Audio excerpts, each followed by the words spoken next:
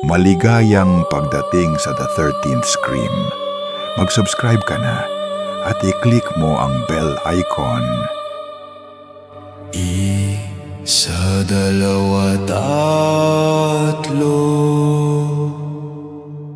hanggang sa ikalabintatlo. Makinig ka,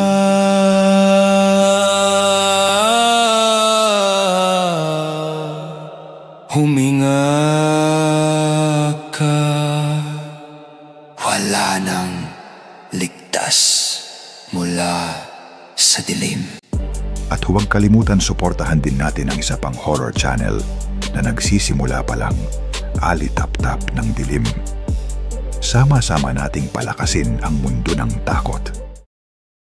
Sinend ko lang to dahil hindi ko alam kung kanino ako pwedeng magkwento na maiintindihan yung tunog na naiwan sa ulo ko. Hindi ko to ginawa para magpa-viral. Gusto ko lang may makabasa na baka sakaling may kapareho akong naranasan. Kung mali-mali yung oras at detalye, pasensya na. Halos magdamag akong gising nung mga araw na yon at parang ang lamig ng ospital ay kumakapit sa isip hanggang ngayon. Bantay ako ng nakababatang kapatid ko. Dengue raw, sabi ng doktor sa ER. Bandang hating gabi kami naakyat sa ward, yung lumang building sa dulo na parang idinikit lang sa bagong wing. Ang sabi ng nurse, temporary lang dito, ma'am sir, puno yung kabila. Hindi ko itinama na hindi ako ma'am. Wala na akong lakas para makipag-usap. Tanging naaalala ko ay ang amoy ng disinfectant na parang sobrang linis na may halong kalawang at kriminal na lamig ng aircon kahit hindi naman ganun kalakas. 5 ang kama sa kwarto. Kapatid ko sa gitnang kama. Sa kanan may matandang lalaki na hinihila ang hininga niya na parang humihikbi. Sa kaliwa may batang nakabenda ang ulo, tahimik na tulog. Yung 2 kama sa dulo, walang laman pero nakalatag ang kumot. Parang may darating na guest sa motel. Ang ilaw sa kisame ay maputlang dilaw. Nanginginig ang liwanag. Hindi ko alam kung sira ang balas o masama lang talaga ang pakiramdam ng liwanag sa ospital. May maliit na bintana sa dulong kanan, pero sa labas ay hindi naman langit ang makikita, kundi pader ng katabing wing. May nakasulat sa puting pintura, 3B. Hindi namin wing yon, pero araw-araw ko siyang mababasa na parang password. 3B. Paulit-ulit sa isip kapag tahimik na. 3B. Ganun daw siguro talaga kapag wala nang natitira sa utak mo, kundi antok, kaba, at ang hindi pantay na paghinga ng mga taong hindi mo kilala pero kasing lapit mo sa isang buong gabi. Sa pagitan ng 2:00 at 3:00, pabalik-balik ang nurse na payat. Mahaba ang ponytail, mukha namang mabait pero parang laging malayo ang tingin. Pain scale, tanong niya sa kapatid ko habang inaayos ang IV. 4, sagot ng kapatid ko. Pero nakakunot ang noo na parang 7 yon kung tapat. Napansin kong tuwing a-adjust yung nurse, tumitigil sandali ang ilaw sa pagkislot. Tapos babawi ulit paglabas niya. Nakakatawa kung iisipin. Parang yung ilaw ang humihinga para sa amin kapag wala nang ibang gumagana. May intercom na parang luma na radyo sa pader malapit sa pinto. Sabihin na nating sentimental ako. Pero nung umandar siya, hindi malinaw ang boses. Puro static na may pahaging ng salita. Halos hindi Tagalog, halos hindi rin Ingles. parang hinalo. Hindi ko pinansin. Maraming bagay sa ospital na nakasanayan ng lahat na parang background noise. Pagtulak ng gulong ng trolley, pagtawag sa apelyido na hindi maliwanag, pag-iyak na pabulong, at yung matitinis na beep na hindi mo alam kung maganda o masama ang ibig sabihin. Mga 2:40 ata nung sandaling lumabas ako para kumuha ng mainit na tubig sa dispenser. Tahimik ang pasilyo, pero hindi yung tahimik na nakaka-relax. Yung tahimik na parang may pinipigilang sumigaw. Sa kanan ay may sign na 2 ICU, New Wing, na asul at bago. Sa kaliwa, may lumang sign na Stairwell Records. Pinili ko ang kanan dahil mas maliwanag, pero napalingon ako sa kaliwa dahil may amoy. Hindi masama, hindi rin mabango. Amoy lumang papel na basa at matagal nang pinatuyo. Kung may amoy ang nakalipas na oras, siguro ganun yun. Pagbalik ko sa kwarto, nakangiti ang kapatid ko, pero yung ngiti na para sa sarili. Kuya, narinig mo yung tsinelas? Tumango lang ako kahit hindi. Ayokong magdagdag ng kung anumang takot sa kanya. Nilapag ko yung styro cup sa maliit na mesa. Sinubukang magtimpla ng kape na walang lasa. Sa pinto, may dumaan na anino. Hindi tao, hindi rin anino ng bagay. Ang linaw dahil naputol ang ilaw sa ilalim ng pinto. Alam mong may dumaang hugis. Pagbukas ko ng pinto, wala namang tao. Pero nandun ang tunog. Yung pahid ng tsinelas na manipis na goma na humahagod sa sahig. Hindi naman ako madaling matakot. Lumaki kami na kulang sa tulog at sanay sa emergency room. Alam ko ang itsura ng pagod, pero may kakaiba sa ospital kapag 3:00 ng umaga. Parang lahat ng dingding ay nakikisabay sa puso mo at nagpapanggap na mga tao rin silang humihinga. Sa pader malapit sa bintana, nakita ko ang oras sa wall clock, 2:58. Sa relo ko, 3:07. Hindi ako nagtanong. Bandang 3:15, pumasok yung nurse na yun, dala ang tray na may maliit na cup at thermometer. Umupo siya sa gilid ng kama ng kapatid ko. Sinukat ang lagnat. Sinimangutan ang papel. Okay lang, sabi niya. Bababa pa yan. Tapos tumingin siya sa akin. Sir, if you need the restroom, wag sa left wing ha. Closed yun ngayon. Doon na lang sa kabila. Hindi ko alam kung bakit ko naitanong. Pero lumabas sa bibig ko. Anong nasa left wing? Sagot niya. Walang emosyon. Parang binasa lang. Records. At mabilis siyang umalis. Parang may hinahabol na time check sa listahan. Pagkatapos nun, nagising yung batang may benda sa kaliwa. Umupo at tumingin sa akin ng diretsahan na parang bata pero hindi rin bata ang tono. Kuya, sabi niya, wag ka sa 3B. Napatingin ako sa bintana. Nandoon pa rin ang pintura sa pader. 3B. Pagbaling ko sa bata, nakapikit na ulit. Maayos ang higa. Hawak ang kamay ng nanay niya. Natutulog.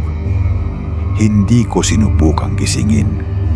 May mga salitang kapag nilinaw mo, mas lalong sumusugat. 4:00 ng madaling araw. Tumigil ang pag-uga ng ilaw. Tahimik na nakahinga ang kwarto.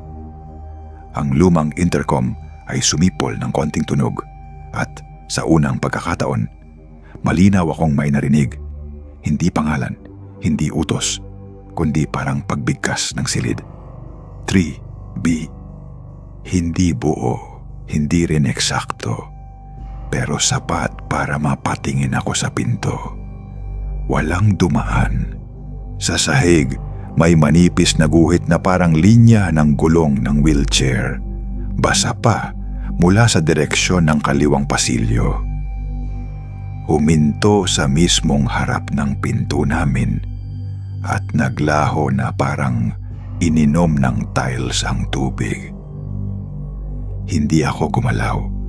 Tinakpan ko ng kumot ang paa ng kapatid ko at naupo sa plastik na upuan. Sabay pinakinggan ang loob ng sarili kong ulo. Ang kaskas ng tsinelas, ang salitang hindi mahinog, ang paglapit ng tunog ng aninong, hindi lumalabas sa katawan. Wala akong nakita. Wala akong nahawakan.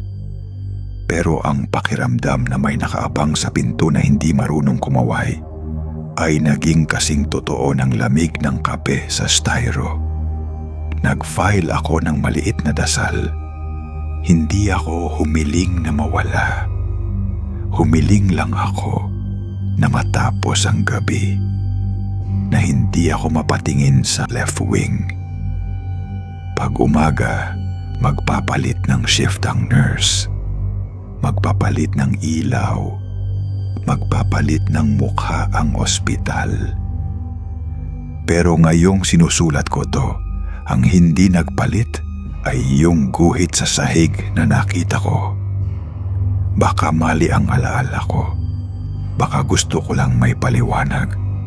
Bandang 4:30 ng umaga nang pumikit din ako. Pero saglit lang. Nagising ako sa tunog ng plastic na trolley. Yung kaluskos ng mga basurahan at linen bag na tinutulak papunta sa dulo. Wala na yung nurse na dumalaw kanina. Ibang mukha na ang nakashift. Nilapitan ko para humingi sana ng kapeng maayos. Pero sabi niya, baka 6:00 ng umaga pabubukas ang kantin. CR po sa kanan, sir. Huwag po muna sa kaliwa, may nagre-repair. Sabi niya, hindi na tumitingin ng matagal. Nadala siguro ako ng kaba. Pero parang may hilang marahan sa paa ko papunta sa koridor na bawal. Hindi naman ako nagtangkang suwayin. Pero minsan, dahil tahimik lahat, nagmumukhang mas ligtas ang bawal kaysa sa maliwanag na dinaraanan ng tao. Bago ako lumiko, tinanong ko ang sarili ko kung gusto ko ba talagang makita kung ano yung ayaw ipakita. Sumagot ang intercom. Bulong na parang pinaandar lang kasabay ng hangin. Hindi malinaw ang salita, pero may tunog ng 3 tuldok, parang may iniwang B. Huminto ako sa gitna ng pasilyo at tumingin sa sahig. May tuyo ng marka ng gulong. Hindi nabasa tulad kagabi, pero sunod-sunod ang guhit, parang paulit-ulit na daan ng wheelchair. Hindi rin masyadong pantay. May bahagi na parang madulas dahil sa wax. May bahagi na parang may tumulo at pinunasan ng mabilisan. Sumunod ang mata ko hanggang sa may labas ng isang pinto na may sign. Records. Temp. Do not enter. Tinakpan pa ng itim na tape ang doorknob at may wedge na kahoy na parang walang ingat na nakasiksik sa ilalim. May boses sa likod ko. Sir, dito po ang CR. Bumaling ako. Lalaki, janitor, naka-green cap at may dalang mop. Sarado pa yan, sir. May nilipat na files. Tumango ako, nagpasalamat, at sumunod sa indikasyon niya papunta sa kanan. Pero bago ako makalayo, tinanggal niya ang wedge sa ilalim ng pinto, tinayo sa gilid at tuloy lang sa pagmamop. Sa CR, sumalubong ang amoy ng chlorine. Walang tao. 3 cubicle, 2 lababo, 1 salamin na luma. Nilakasan ko ang gripo para malinaw ang ingay ng tubig. Parang para pumutol ng kung anong bulong na ayaw huminto sa likod ng tenga. Tumingin ako sa salamin at hindi ko nagustuhan ang itsura ko. Pawis pero nilalamig. Mapula ang mata na parang namamaga. Naisip ko, baka pagod lang talaga ang kalaban dito. Paglabas ko, halos tumigil ang mundo. Nakabukas na ang pinto ng records temp. Walang tao sa paligid, kahit yung janitor na nagsara rito sa isip ko kanina, wala na. Hindi ko tinawid ang threshold. Nakatayo lang ako sa gilid para sumilip. Amoy lumang papel at lumang electric fan. May mga kahon na may label ng mga taon. Ang iba ballpen lang, ang iba itim na pentel pen. 2008, 2011, 2016, 2020. Sa dulo, may mesa na bakal at lumang desktop na may maliit na monitor na kulay abo ang frame. Hindi naka-on pero may nakapatong na logbook na malaki bukas sa gitna. Hindi ako papasok, yan ang sabi ko sa sarili ko. Pero ang paa ko, parang may sariling planong sumilip lang ng kaunti. Isang guhit, isa pang hakbang. Hanggang sa nakikita ko na yung logbook ng malinaw. Transfer 3B to temp records, ang header sa itaas. Sa kaliwang gilid, may mga oras. 2:45, 3:10, 3:40. Sa kanan may mga apelyido. Hindi ko babasahin, sabi ko, dahil wala naman sa akin ang permit o kung ano. Pero parang automatic na gumagalaw ang mata pag may pangalan. At doon, sa pangatlong linya, napansin ko ang isang apelyido na hindi ko naman dapat makita. Apelyido namin. Pangalang pareho sa kapatid ko. Maliwanag ang sulat, hindi punit, hindi dinikdik ng ballpen. Parang isinulat sa oras ding yon. Umatras ako agad, hindi na tumingin sa loob. Naglakad pabalik sa kwarto, pilit pinapalamig ang sarili ko. Baka coincidence lang. Pangkaraniwan ang apelyido namin. Baka ibang tao yon, hindi kapatid ko. Baka guni-guni ng puyat. Sa pasilyo, sinalubong ako ng kasunod na trolley. Excuse po, sabi ng staff na nakaputi, at itinabi ko ang sarili ko sa dingding. Habang dumadaan, napansin kong ang mga basurahan sa trolley ay may label. Sharps, Bio, Paper Records. Nalukot ang mukha ko ng bahagya. Paper records. Siguro yung nililipat nga nilang files doon sa left wing ang laman. Normal. Walang dapat katakutan. Paulit-ulit kong sinabi yon hanggang sa makarating ako sa pinto ng kwarto namin. Pagsilip ko, mahimbing ang kapatid ko.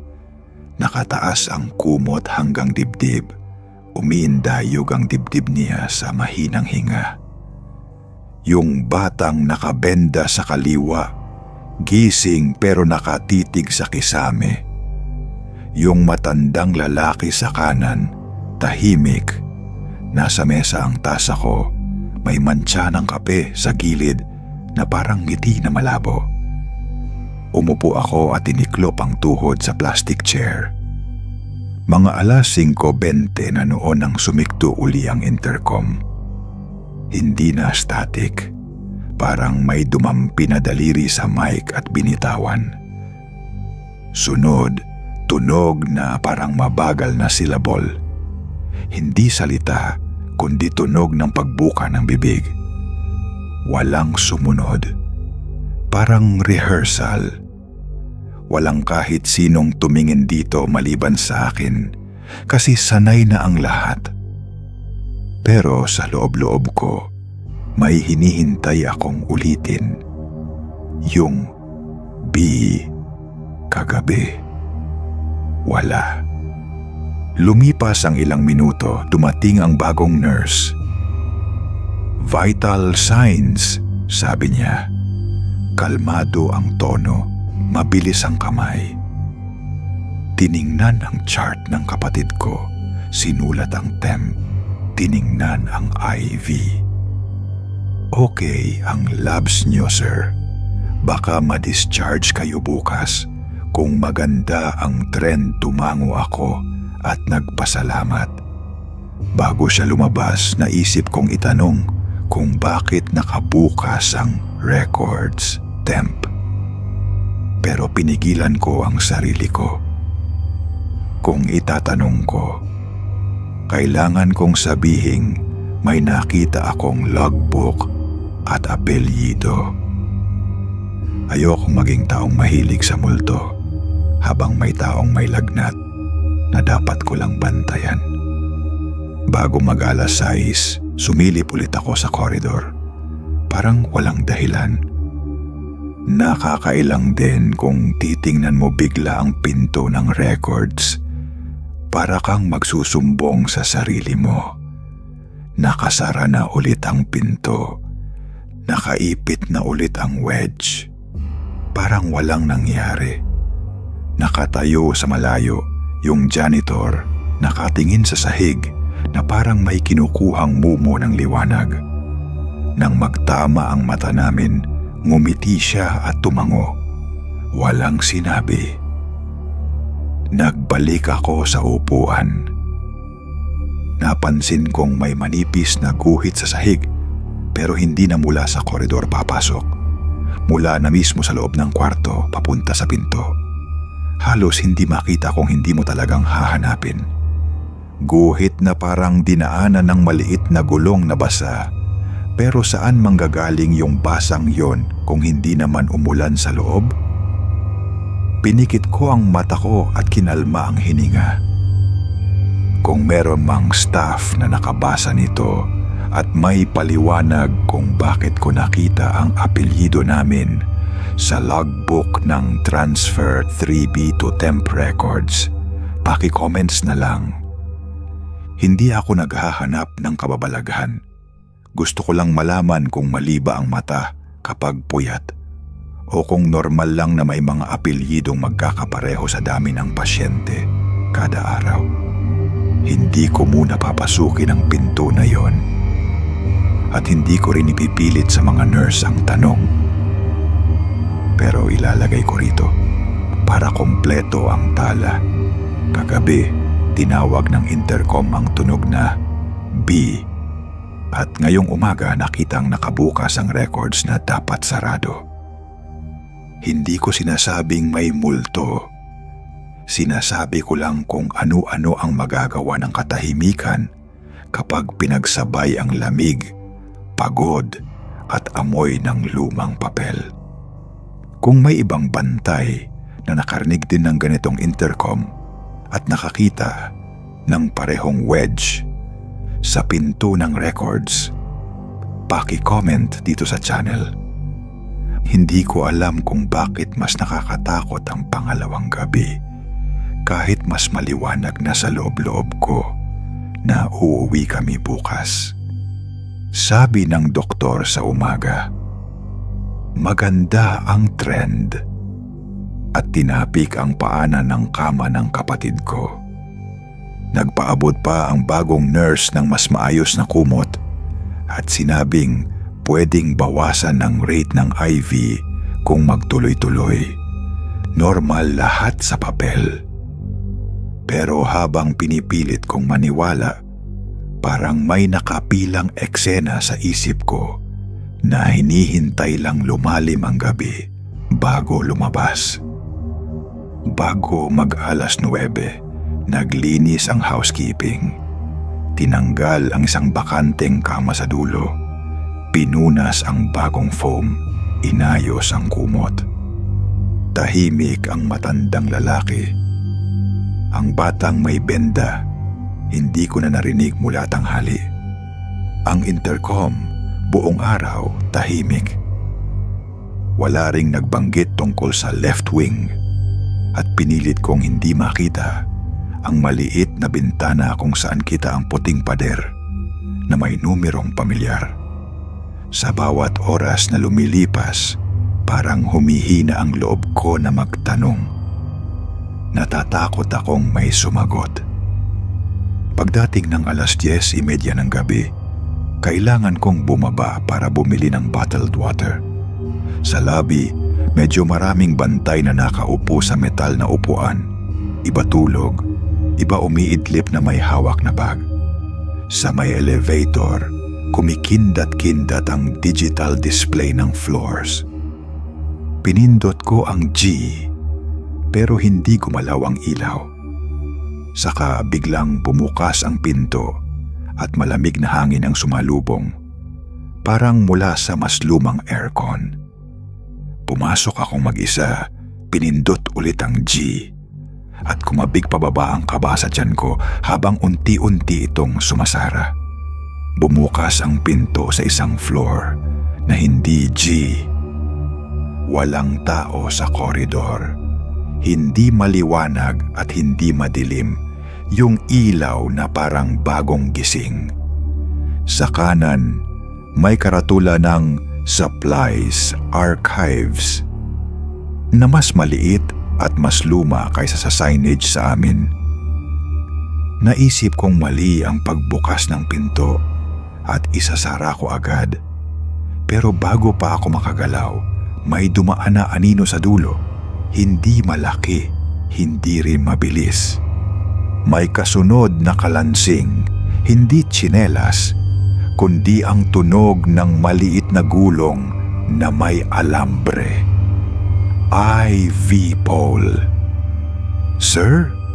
Tawag ng boses mula sa likuran ng elevator. Pailalim, pamilyar ang tono ng ward aide, pero hindi ko makita kung nasaan. "Restricted yan." Napindot ko agad ang G at sumara ang pinto. Sa mismong saglit na pagsara, dumaan sa pinakatapat ng elevator ang aninong iyon. Puting gown, basa ang laylayan na parang napadaan sa madulas na sahig, may dumadaplis na malinaw na tubo sa braso. Walang tumingin sa akin. Hindi ako tiningnan pabalik. Hindi ko rin sure kung talagang may mukha akong nakita. Pagbalik ko sa kwarto, pilit kong inireport sa sarili ko ang mga normal. Nakabili ako ng tubig, payapa ang kapatid ko, mahinahon ang paghinga, steady ang beep ng pulse oximeter. Nilagay ko sa mesa ang bote at nahiga sa upuang plastik. Nakatingala, nakikinig kung babalik ang tunog ng kalansing. Wala. Halos maghating gabi na nang pumasok ang nurse para sa meds. "Okay po tayo," sabi niya. "Last set na to." Tahimik siyang naglagay ng gamot sa IV at pansamantalang humigpit ang balat sa braso ng kapatid ko. Napatingin siya sa pinto, parang may naalala. "Sir, kung lalabas kayo mamaya sa kanan lang po, ha?" Tumango ako, walang tinanong. 2:15, nahulog ang takip ng bote ng alkohol sa sahig. Walang humawak, walang malikot. Tumunog ang takip na plastik sa tiles, nag-bounce ng 2 beses at kumulong patungo sa pinto. Hinabol ko gamit ang paa, pinara sa may paanan. Nang yumuko ako para damputin, may dumaang payat na paa sa kabila ng pinto. Hindi sapatos, hindi tsinelas. Parang nakapaang manipis na dumaan sa pinakailalim ng ilaw. Umangat ang balahibo ko sa batok. Binuksan ko ng bahagya ang pinto. Walang tao sa koridor. Doon ko narinig ng malinaw ang kalansing. IV pole ulit. Mabagal. Tila humihinto kada 3 hakbang. Sumilip ako sa salaming pinto ng supply cabinet sa tapat. Doon ko lang siya talaga nakita. Hindi siya tumitingin sa akin. Nakaliko ang ulo niya sa side na parang may hinahanap. Sa reflection, malinaw ang laylayan ng gown na may manipis na guhit ng basa. Nakahawak ang isang kamay sa poste ng IV. Yung isa ay nakalaylay na may taped kanula sa kamay. Walang nakakabit na bag. Wala ring patak na umaagos. Sa mismong salamin, sa gilid ng refleksyon, parang may dumaan pang isa. Pero walang kasunod na tunog. Naramdaman kong sumisikip ang lalagukan ko kahit walang tumitindig na ingay sa paligid.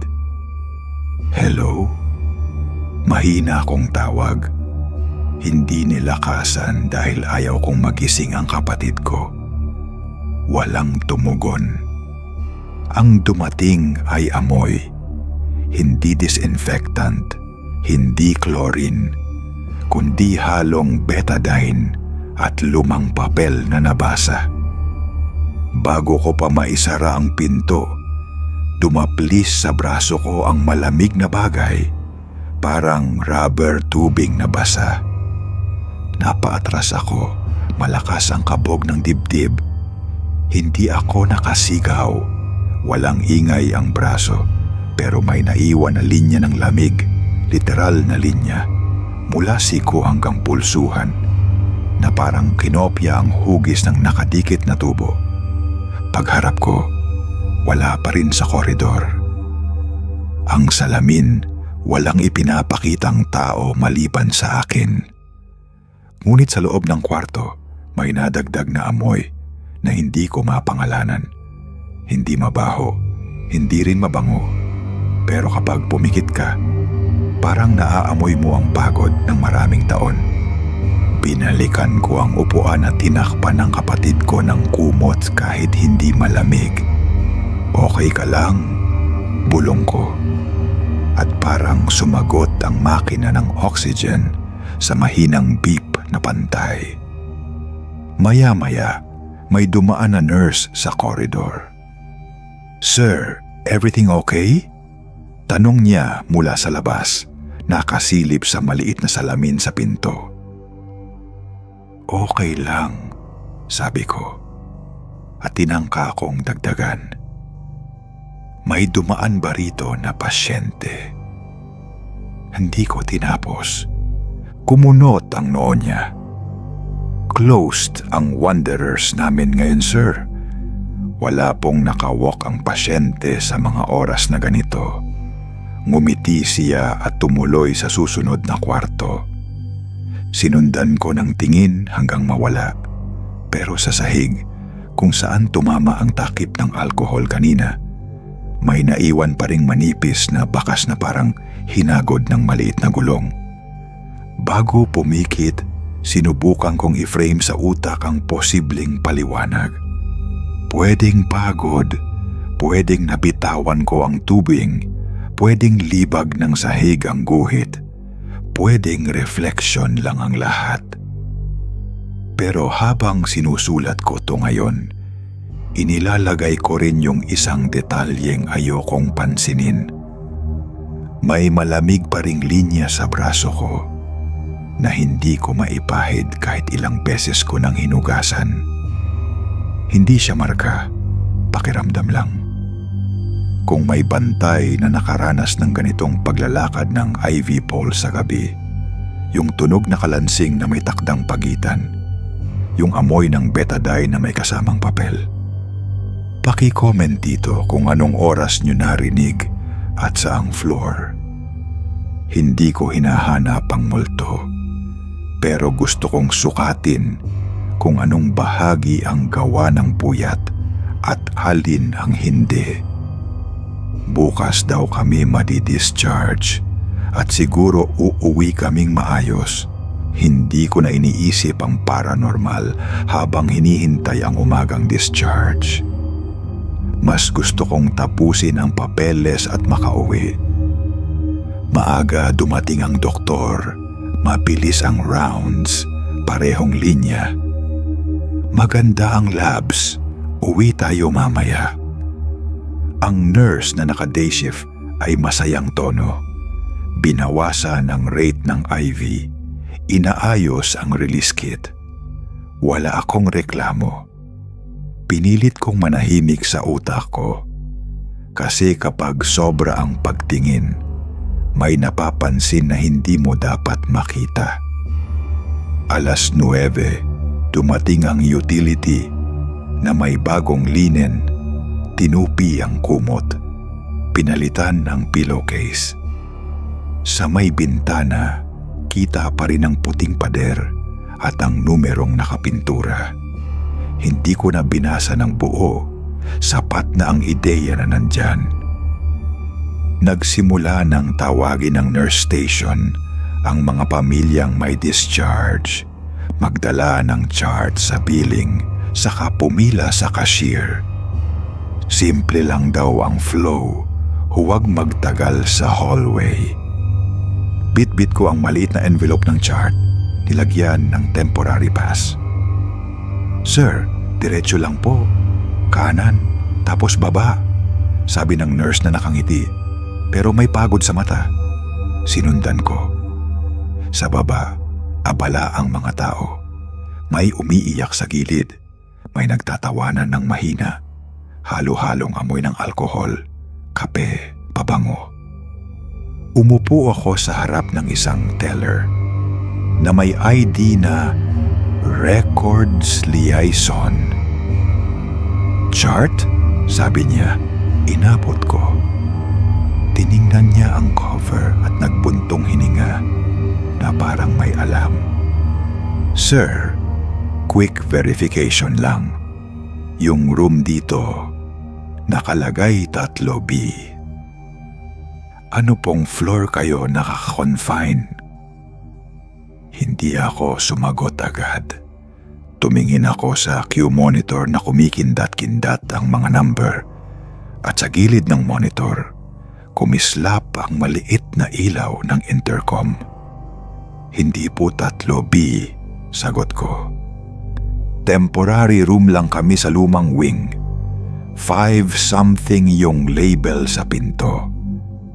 Tumango siya, humawak sa telepono at tumawag, "Ma'am, may discharge chart dito na may old room code. Pa-check po sa temp records kung na-update." Pinindot niya ang speaker, nag-click ang linya at sa loob ng 1 segundo bago sumagot ang kabila, humalo ang static na pamilyar na tunog. Hindi salita, hindi pangalan. Tunog lang na parang out of place na tuldok at pahabol na B na halos hindi mo maaabot kung hindi mo pinakinggan. "Hello, Temp Records," sagot ng boses na pagod na babae. Pa-check nga ng room code for discharge. Nadikit yung 3B sa isang chart. May pumitpit na tunog sa kabilang dulo, parang stamp o pinitik na ballpen. "Sige, send down for stamp," sabi ng boses. "Paki-stamp lang ng released." Ibinalik sa akin ng liaison ng chart. "Sir, paki-akyat sa temp records para ma-stamp. Mabilis lang yon." "Doon po sa dulo kaliwa." Tumingala ako. Kaliwa. Doon pa rin sa wing na ayaw kong tahakin. Tiningnan ko ang kapatid ko sa isip, tahimik sa kama, walang alam sa lakad ko. "Sige," sabi ko at tinanggap ang chart. Mas maliwanag ang koridor sa umaga, pero parang mas malapit ang echo ng bawat hakbang. Kinabis ako ang anyo ng araw. Nagmamadaling mga sapatos, nurses na may clipboard, kilalang amoy ng alkohol na sumisingaw sa hangin. Sa dulo, nandoon pa rin ang pinto ng records. Temp, nakasara, may wedge na kahoy sa ibaba. Sa gilid nakasampay ang mop. Kumatok ako, walang sumagot. Pinuksan ko ng bahagya, hindi sarado ang lock. Amoy lumang papel, amoy electric fan na umiikot. Hello? Pastampo ng release, tawag ko na mahinahon. May desk na bakal, may dalang stamp pad, may logbook na nakapatong. Sa dingding, may maliit na whiteboard na may petsa ng araw na iyon at listahan ng to move. Sa unahan, bumukas ang isang side door na hindi ko napansin. Lumabas ang babaeng naka-surgical cap na naka-ID ng clerk. Sir? Pa-stamp lang po, sabi ko. Tumingin siya sa chart. Name, room. Tumingin ulit sa chart, umangat ang kilay. Ito na naman yung default code. Sorry po, naglalo kong template kahapon. Kinuha niya ang stamp at pinindot. Released. Magaspang ang tunog, malinaw ang imprint na kulay asul. Pero medyo nadikit sa gilid ang tamang petsa. Tumingin siya sa logbook, pumirma sa column na outgoing. Sir, pirma din po dito. Nilagyan ko ng pirma. Hindi ko intensyong umupo, pero kusa akong humilig sa edge ng mesa para makahinga ng malalim. Pasensya na, sabi niya. Nagahalo kasi kahapon yung archive at temp folders. May mga duplicate na apelyido na itapal sa wrong jacket, ganyan. Gusto kong itanong kung ilang duplicate ang nangyari. Pero nang itaas ko ang ulo, may nakita akong nakasuksok sa gilid ng logbook. Maliit na piraso ng masking tape na may sulat kamay na apelyido namin. Malinis ang pagkakasulat, hindi kupas. Walang pangalan, apelyido lang. Parang backup label. Bumuka ang bibig ko pero walang lumabas. Kinuha niya ang chart at iniabot sa akin. Ayos na po, diretso cashier. Paglabas ko, nakatayo sa gilid ang janitor na naka-green cap. Pamilyar ang tindig. Sir, mahina niyang bati. Ngumiti ako. Salamat, sagot ko. Kahit hindi naman niya ako tinulungan sa loob. Tinanggal niya ang wedge, pinamuna sa sapatos ang ilalim at ibinalik sa pinto. Para hindi sumabit, sabi niya. Parang ordinaryong umaga lang. Bumaba ako ulit, pinasa ang chart sa cashier, nagbayad ng balance, tinanggap ang envelope ng discharge. Sa ibabaw may sticker na released at sa baba maliit na type na Room 3B, old code. Tiningnan ko ang teller. Ma'am, hindi naman kami 3B. Tumingin siya at ngumiti, pagod. Auto print lang yan, sir. Huwag na pong pansinin, okay na sa system. Bumalik ako sa kwarto. Gising na ang kapatid ko, gutom, nangingiti. Uwi na tayo? Tanong niya, paos pero excited. Uwi na, sagot ko at inayos ang gamit.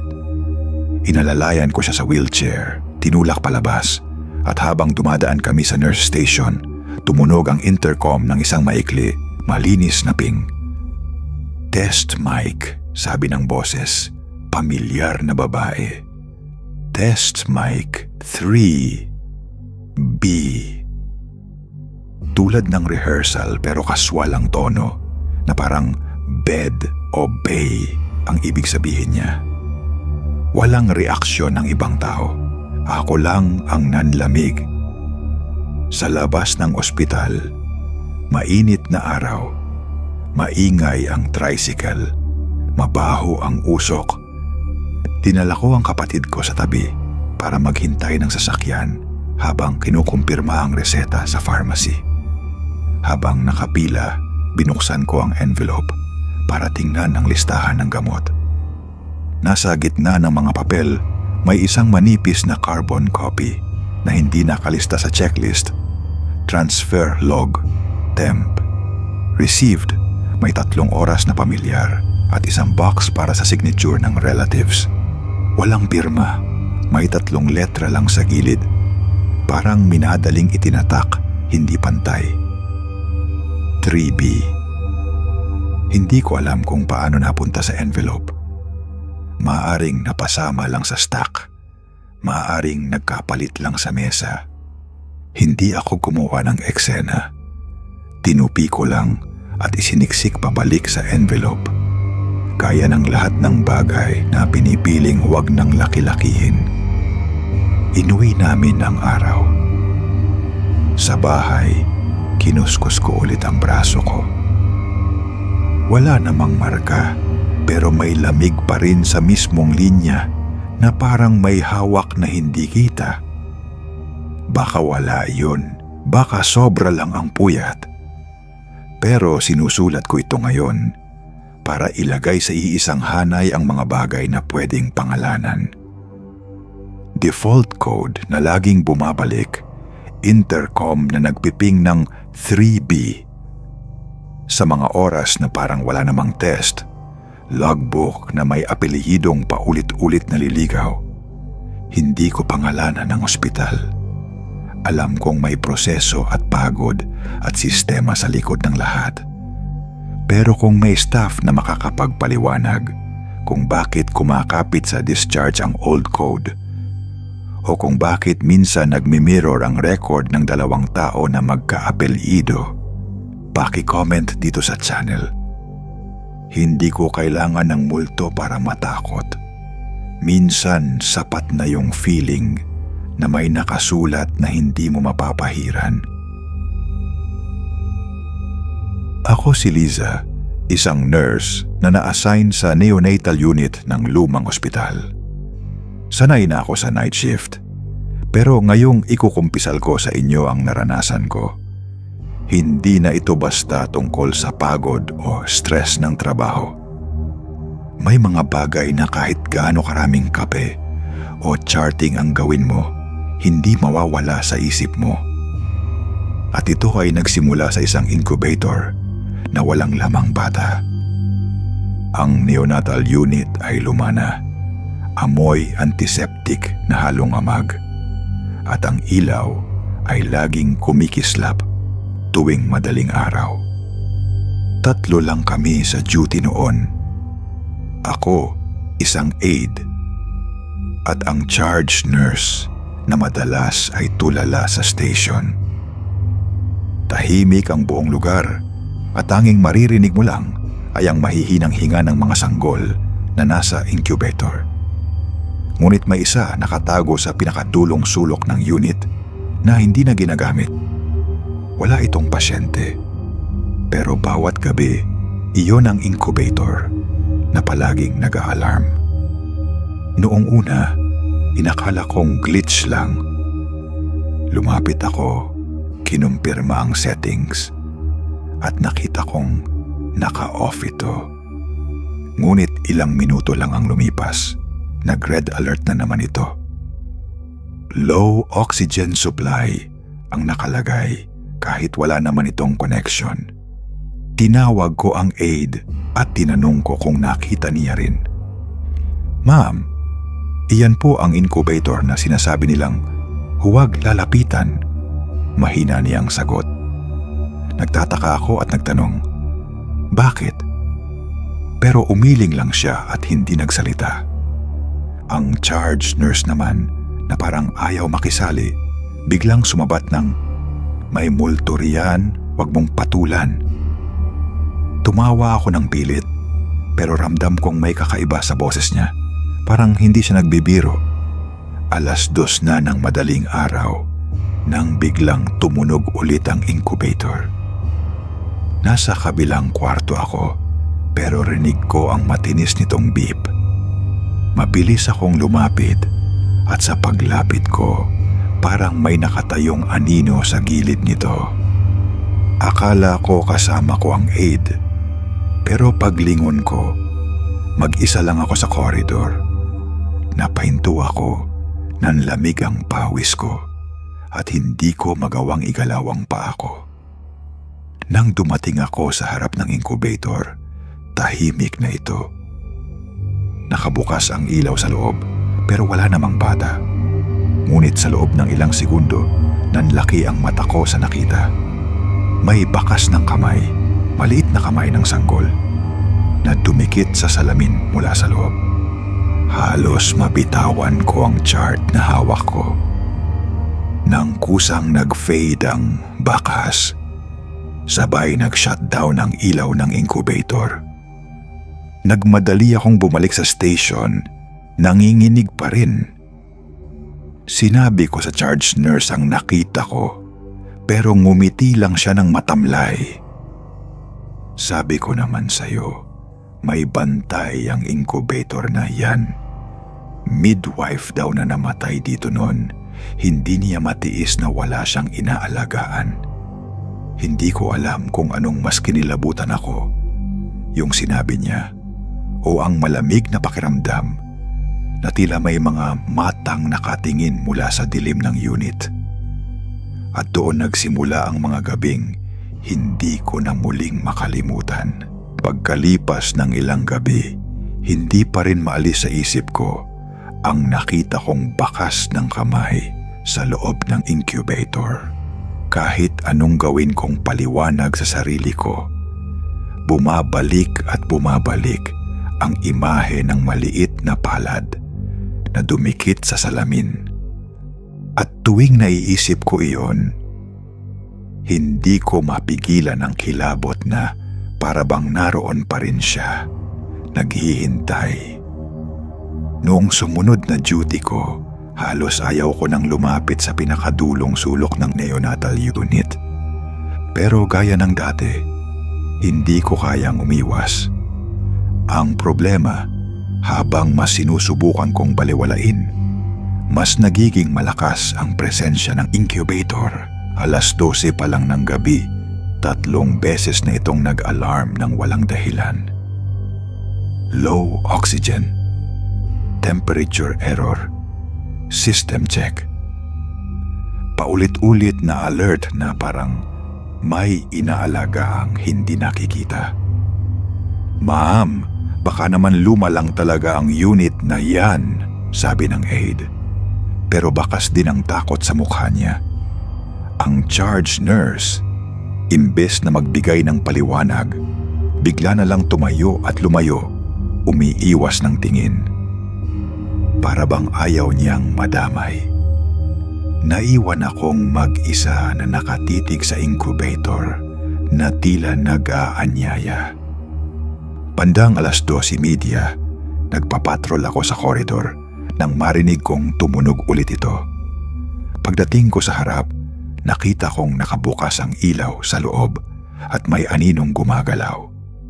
Maliliit na kilos, parang sanggol na kumakampay ang kamay. Pero nang sumilip ako ng mas malapit, walang laman ang incubator, maliban sa isang laruan na hindi ko alam kung paano napunta roon. Isang lumang rattle na kahoy, may mga gasgas at kupas na kulay. Halos mabitawan ko ang ballpen ko. Pinulot ko ang rattle pero biglang namatay ang ilaw ng incubator. Nang bumalik, wala na ang laruan. Parang hindi ito totoo, pero hawak ko pa ang malamig na rattle sa kamay ko. Dali-dali ko itong iniwan sa station. Hindi ko alam kung dapat ko ba itong itapon o itago. Pagbalik ko sa unit, nakita kong nakatayo ang charge nurse sa koridor, naninigarilyo kahit bawal. Dati, may midwife na na-assign dito. Sabi niya bigla, hindi tumitingin sa akin. namatay siya habang naka-duty. Sabi nila, bumabalik siya para bantayan ng mga sanggol na namamatay. Napatitig ako sa kanya at ang malamig na boses niya ay hindi ko makalimutan. At kung minsan, sinusubukan din niyang gumawa ng sarili niyang bata. Bumigat ang hangin sa paligid. Parang may malamig na hangin na dumampi sa batok ko. At sa gilid ng paningin ko, may dumaan na ninong nakaputi. Nang lingunin ko, wala namang tao. Ngunit ang incubator ay muling tumunog, mahaba, matinis, parang iyak ng sanggol na sinasakal. Hindi ako makapaniwala na muli na namang mangyayari. Pero ikatlong gabi na at mas malinaw na ang presensya ng incubator. Pakiramdam ko ay hindi na ito basta glitch o kwento-kwento lang, kundi isang bagay na talagang gustong magpakita. At sa gabing ito, mas naging matindi ang lahat. Pagpasok ko sa duty, ramdam ko agad ang bigat ng paligid. Ang neonatal unit na karaniwang puno ng mahihinang iyak ng mga sanggol ay sobrang tahimik. Maging ang mga bata ay tila sabay-sabay na natutulog, walang kahit anong tunog. Pero sa pinakadulo, naroon ang incubator na tila may sariling buhay. Hindi pa nagsisimula ang shift ko nang makitang umiilaw na ito mag-isa. "Ma'am, baka gusto niyo pong huwag muna lumapit," bulong ng aide. Pero hindi ko mapigilan ang sarili ko. Lumapit ako at sa loob ng incubator may nakita akong bagay na hindi dapat nandoon. Isang puting tela, manipis, parang gupit mula sa uniforme ng midwife. Kinuha ko ito, pero malamig, parang galing sa ilalim ng lupa. Habang hawak ko ang tela, biglang nag-brown out ang buong unit. Namatay ang lahat ng ilaw, pati na ang mga monitor. Tanging incubator lang ang naiwan na may ilaw, kumikislap na parang kandila. At sa liwanag na yon, nakita ko ang silweta ng isang babae. Nakaputing uniform, may takipang ulo, at nakayuko sa loob ng incubator. Para bang may inaalagaan siya. Nanigas ako sa kinatatayuan ko. "Sino ka?" Mahina kong tanong. Hindi siya gumalaw, pero narinig ko ang mahina at ulit-ulit na tunog, parang lullaby. Isang kantang naririnig ko lang noon sa nursery. At habang umaawit siya, unti-unting lumakas ang tunog ng incubator. Hindi na beep, kundi parang iyak ng sanggol. Maya-maya, nagsimulang mag-react ang ibang mga sanggol sa unit. Isa-isa silang nagising at sabay-sabay na umiyak. Ang tunog ay parang chorus ng takot, humahalo sa lullaby ng babaeng nakaputi. Hindi ko na alam kung alin ang mas nakakakilabot. Ang mga batang umiiyak o ang babaeng patuloy lang na nakayuko. Tinangka kong lumapit para patayin ang incubator, pero hindi ko maigalaw ang kamay ko. Parang may pumipigil. Ang tela na hawak ko ay biglang nag-init at nang tignan ko, may bahid na itong pula, dugo. Halos mabitawan ko ito sa gulat. "Ma'am, tumigil na po kayo," sigaw ng aide mula sa station. Ngunit bago ako makagalaw, biglang umangat ang ulo ng babae. Wala itong muka, puro anino lang, at sa gitna may dalawang matang pulang-pula na nakatitig sa akin. Napaatras ako, nadapa, at halos kumapang papalayo. Nang bumalik ang ilaw sa buong unit, wala na ang babae. pero nakabukas ang incubator. Sa loob, may maliit na unan na basa ng dugo. Wala kaming bata na inilagay doon at walang rason para naroon iyon. Hindi ako makapaniwala sa nakita ko. Pero isang bagay ang sigurado. Hindi na ako makakatakas sa incubator na iyon. At mas lalo akong natatakot sa susunod na gabi dahil pakiramdam ko ay mas may plano na siya. Ito na ang huling gabi na naaalala ko sa neonatal unit at ang pinaka nakakatakot sa lahat. Pagpasok ko pa lang, ramdam ko na agad ang kakaibang katahimikan. Ang mga sanggol ay parang sabay-sabay na natutulog. Walang kahit anong iyak o galaw. Para bang may isang presensya na nagpatahimik sa kanila. Ang ilaw sa kisame ay mahina, nanginginig, at bawat kisap ay nag-iiwan ng aninong humahaba sa dingding. Bandang 2:00, nagsimulang magparamdam muli ang incubator. Una, mahina lang ang beep, pero biglang lumakas na parang alarma ng sunog. Tumakbo ako papunta roon, kasama ang aide na nanginginig na rin sa takot. Paglapit namin, nakabukas ang ilaw sa loob at may nakahigang sanggol. Maputla, hindi gumagalaw, at ang mga mata ay nakadilat ng diretso sa akin. Wala tayong pasyente diyan, sigaw ng aide sabay atras. Sinubukan kong buksan ang incubator para hilahin ang bata, pero hindi gumagalaw ang pinto. Nakakandado ito mula sa loob. At sa mismong sandaling iyon, nakita kong may isang kamay na nakaputi ang biglang dumampi sa salamin, hinahawakan ang noo ng bata. Ang charge nurse ay biglang lumitaw sa likod namin. "Huwag mo na siyang patulan," mahina niyang sabi. Pero bago ko pa siya masagot, lumakas ang iyak ng lahat ng sanggol sa unit. Sabay-sabay sa habog, parang chorus ng mga kaluluwang umiiyak. At mula sa incubator, umangat ang anino ng midwife.